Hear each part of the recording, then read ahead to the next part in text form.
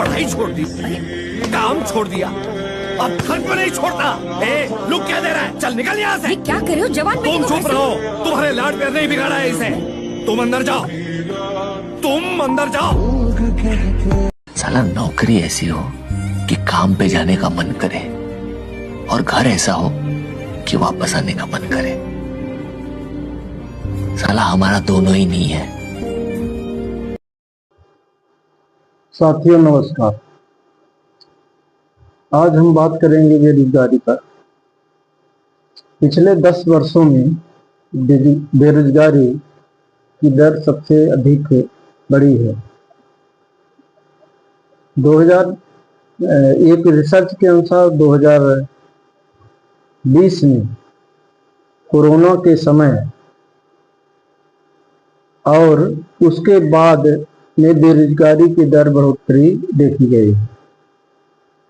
सरकारी और निजी एजेंसियों की रिपोर्ट में भी युवाओं को शिक्षित वर्ग में नौकरी की कमी को बड़ा मुद्दा बनाया गया है। इसका मुख्य कारण है जनसंख्या के मुकाबले पर्याप्त नौकरियां न बनना, तकनीकी ऑटोमेशन बढ़ना, आर्थिक मंदी या धीमी विकास दर होना, पढ़े लिखे युवाओं के लिए उपयुक्त रोजगार की कमी। कोरोना महामारी का असर।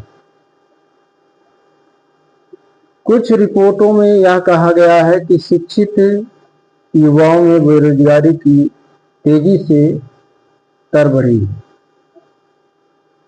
यह केवल सिस्टम का फेलियर माना जाए या फिर और कुछ।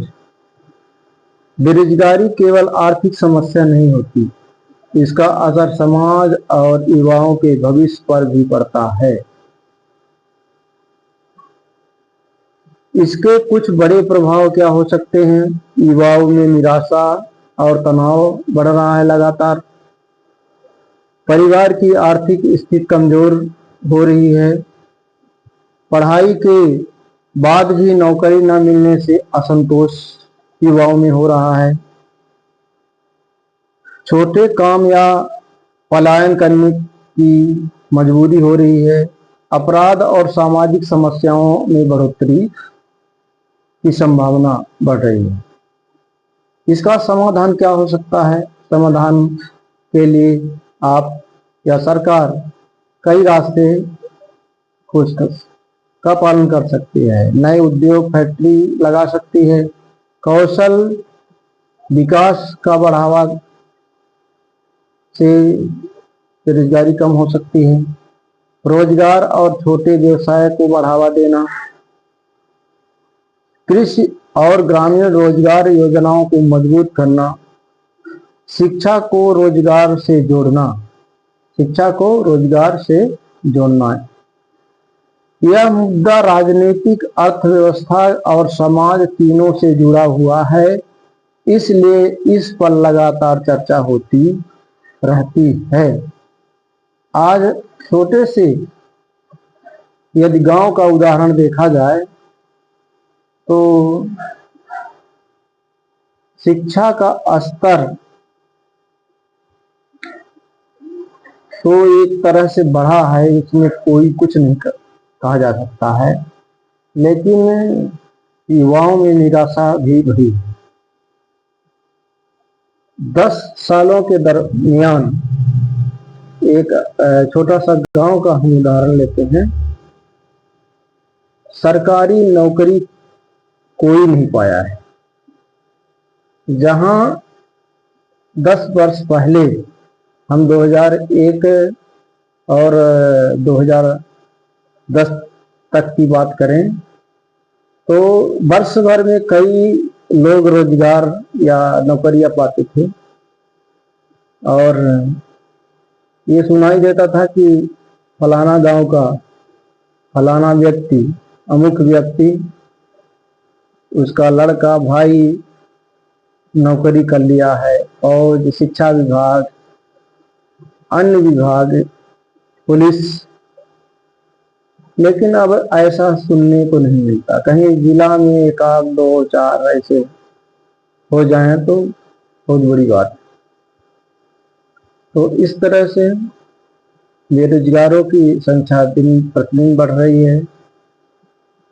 जब छात्रों को पढ़ने के लिए, शिक्षित होने के लिए कुछ कहा जाता है तो एक जवाब देते हैं कि मेरा भैया सब कुछ पढ़ा है, इंजीनियरिंग पढ़ा है, पॉलिटेक्निक किया है, मेडिकल की पढ़ाई किया है, शिक्षा की बीएड एमएड सब कुछ किया है, पीएचडी किया है, तो बेरोजगार है। तो सर हम पढ़ के क्या करेंगे, नौकरी तो मिलना ही नहीं, यही जवाब रहता है छात्रों का। और निराशापन लगातार बढ़ रही है। उसमें सही भी बात है कि आज इंजीनियरिंग किए हुए बहुत युवा दर दर भटक रहे हैं और उनको रोजगार या नौकरियां नहीं मिल रही हैं। एक समय ऐसा था कि इंजीनियरिंग का नाम चलता था कि गांव से फलानी अमुक व्यक्ति इंजीनियरिंग कर रहा है, बड़ा नाम चलता था। और इंजीनियरिंग सामान्य छात्र नहीं करता था, वो मैथमेटिक्स से होता था और जानकार छात्र इंजीनियरिंग करने जाते थे। अब इंजीनियरिंग छात्र बेरोजगार फिर रहे हैं। ऐसे डीएड बीएड ये छात्र घूम रहे हैं। यहाँ तक कि टीईटी उत्तीर्ण किए छात्र, टीईटी उत्तीर्ण किए युवा को नौकरी नहीं मिल रही है। चयन परीक्षा निकाले हैं तब भी नौकरी नहीं है। इस प्रकार से बेरोजगारों की संख्या दिन प्रतिदिन बढ़ रही है। अभी तो चर्चा है कि मेडिकल एमबीबीएस करने वाले भी बेरोजगार हो जाएंगे। और जिसकी सबसे कठिन परीक्षा होती है एमबीबीएस की, देव की परीक्षा, अभी फिलहाल ये पेपर लीक हो गया है। आए कुछ वर्षों में मेडिकल कॉलेज यानी एमबीबीएस भी बेरोजगार में आने वाले हैं, ऐसा चर्चा का विषय है। तो प्रशासन को इस बात पर चिंता करना चाहिए कि पढ़े लिखे शिक्षित युवाओं को नौकरी क्रिएट करना चाहिए, जॉब क्रिएट करना चाहिए। ऐसा नहीं कि पद खाली नहीं है, लाखों हजारों पद विभाग में खाली है और इसकी भर्तियां नहीं हो रही और सरकार पता नहीं कब भर्ती करेगी। इन्हीं तमाम मुद्दों पर हमने छोटा सा ये बोलने का साहस दिखाया है। बहुत बहुत धन्यवाद।